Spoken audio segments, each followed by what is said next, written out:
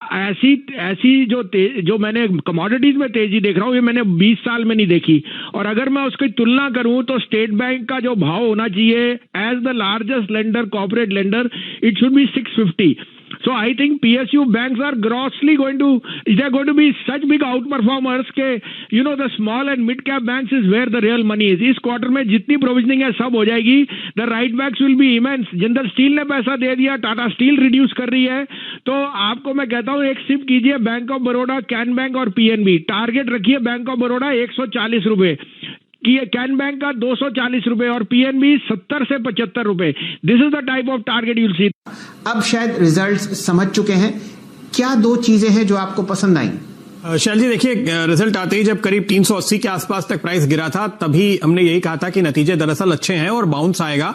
Profit booking सिर्फ इसलिए क्योंकि 8 से 10% की मार्जिन से निफ्टी बैंक निफ्टी को ये आउट परफॉर्म कर चुका है, तो थोड़े ट्रेडर्स ने मुनाफा वसूली की.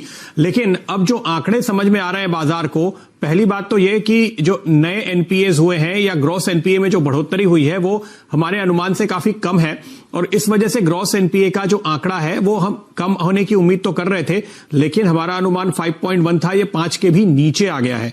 और इसका मतलब साफ तौर पे यह है कि जो स्ट्रेस था बैंक ने ट्रांसपेरेंटली पिछले क्वार्टर्स में लगातार डिस्क्लोज किया, इसलिए इस बार इंक्रीमेंटली स्ट्रेस बढ़ा नहीं है.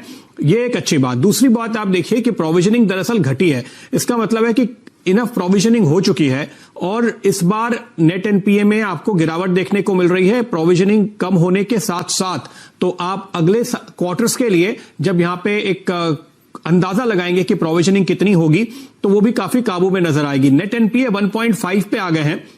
जब अच्छे से अच्छे वक्त में भी आप बैंक्स के अगर बैलेंस शीट देखिए पुराने समय में कैसी रही है, तो 1% के आसपास नेट एनपीए और 3-1% के आसपास ग्रॉस एनपीए वो स्टेबल होता है. अब 1.5 पे ऑलरेडी है नेट एनपीए के लिहाज से, लेकिन वैल्यूएशन के लिहाज से अगर आज आप देखिए तो अपने पीक पर एसबीआई को जो वैल्यूएशन मिलता था, मुझे लगता है ये आज आपको 50% का भी वैल्यूएशन नहीं मिल रहा है.